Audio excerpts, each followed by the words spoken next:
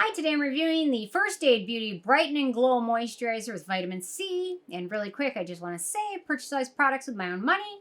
I'll never waste time sponsored ads or videos, so if that's something you're into, like, subscribe, sign up for my newsletter, check my Patreon community, or check out the links below.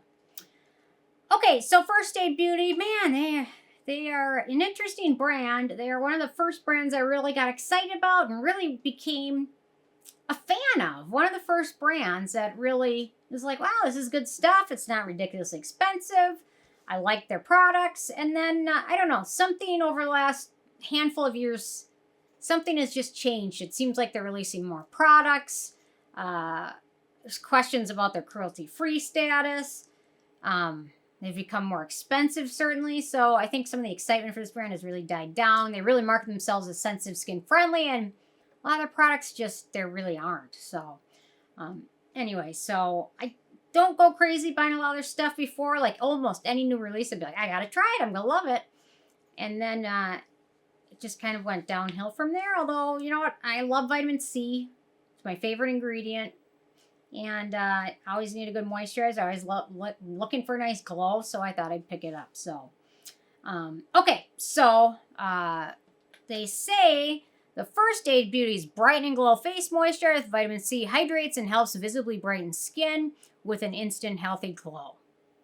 And then we'll get more on promises and things like that and what it delivers. So, okay, my first criteria is packaging. I'm not crazy about a jar package. This would be much better in a tube. This cream is slightly watery, and digging out of the jar is kind of messy. It's kind of has like a globule texture to it, which makes it not my favorite to get out of a jar, but I'm biased because I don't like jars to begin with, so I didn't like this in a jar. In terms of denatured drying types of alcohol, it does not contain any of those. There's no added fragrance or essential oils, but it does have a slightly fruity scent to it, probably from the ginger extract or the mango seed. That would be my guess. So it's a pleasant scent, but if you really don't like any scent in anything, keep that one in mind, although it does dissipate really fast. The manufacturing location for this one is the U.S., so no issues with that. So ease of use. So typically with vitamin C, I would do a pH test. However, this uses a vitamin C form that is more stable, so it doesn't necessarily, the pH doesn't matter as much as opposed to if it being ascorbic acid. Okay, so I always leave these little thingies in. Okay, so you can see the, I don't know, I would describe it as a globule texture. That's a terrible way to describe it, but it's kind of jellyish, jiggly. Okay, so recommend using this one in your morning routine. After cleansing, toning, and serums, you're going to smooth this over your skin. It does give skin kind of a slightly glowy finish, which is nice. A lot of people might like that, although if you have oilier skin types, you might not want the extra glow or shine to it. It's, you know, once you end up applying moisturizer, or not moisturizer, sunscreen over it, the glowy finish kind of isn't as glowy as one would think. So keep that in mind. Be sure to use sunscreen over it. No issues with application. It does have a radiant finish. It does remind me a whole ton of their coconut water primer that they used to sell. That I think their glow primer is like their coconut glow primer. It reminds me a lot of that, almost just in a different form of formula. The finish and everything else, it really reminds me of that, and I really like that. So I wouldn't use this one in your evening routine at all. It's got mica in there, which is not, you're not going to want to sleep with mica on your skin. And also has titanium dioxide, so you wouldn't want to use that in the, you don't want to use it in the evening, but morning is okay. So anyway, so no issues with pilling or anything. It is kind of slightly tacky finish, but it's not greasy or anything. So I guess you can see the difference. On the one hand I applied it, and the other hand it does have a glow, which is nice. It gives you some hydration.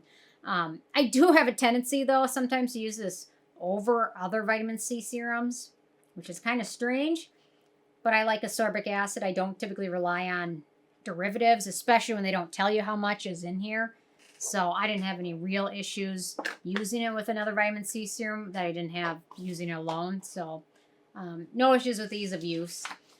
In terms of antioxidants and beneficial ingredients, so we've got macadamia nut esters, which is an emollient. We've got squalane, skin identical ingredient, antioxidant. We've got mango seed oil, which is a good emollient rich in essential amino acids and antioxidant phenolic compounds such as ferulic acid.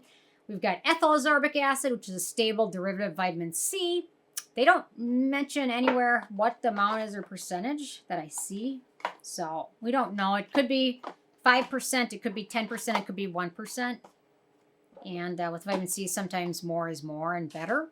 And so it may be collagen boosting vitamin C form. It's not studied enough. There needs to be more research on it.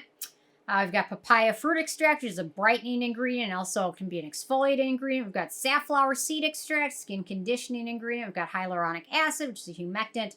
Ginger root extract, antioxidant and skin soothing ingredient. We've got lactic acid, which works as a hydrating ingredient in this formula. We've got green tea extract, antioxidant, soothing ingredient. Licorice root extract, brightening and antioxidant. We've got feverfew extract. First Aid Beauty loves feverfew extract. It's in like everything, which is a skin conditioning ingredient.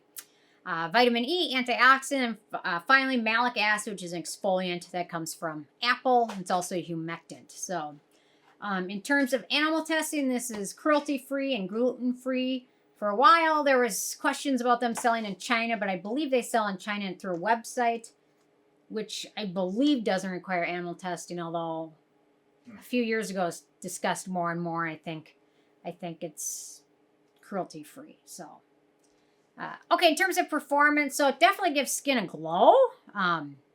I kind of think of this more as a primer as opposed to a vitamin C product or even a moisturizer. If you have very sensitive skin, I would be cautious of this, especially with the mica and titanium dioxide. So if I use this like 3 days in a row, when I wake up the next morning, my skin has been kind of red and patchy and a little bit irritated from it.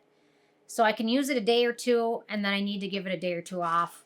I'm not exactly sure. I think maybe the mica and titanium dioxide, but titanium dioxide and mica are in a lot of sunscreen. So there's something about it that just is a little bit irritating.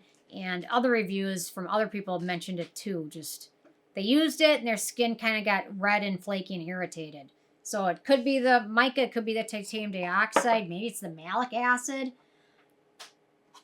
I don't know. Or it's just the combination of all of them put together. So I can use it a day, it's fine. 3 days in a row, it's not going to be fine.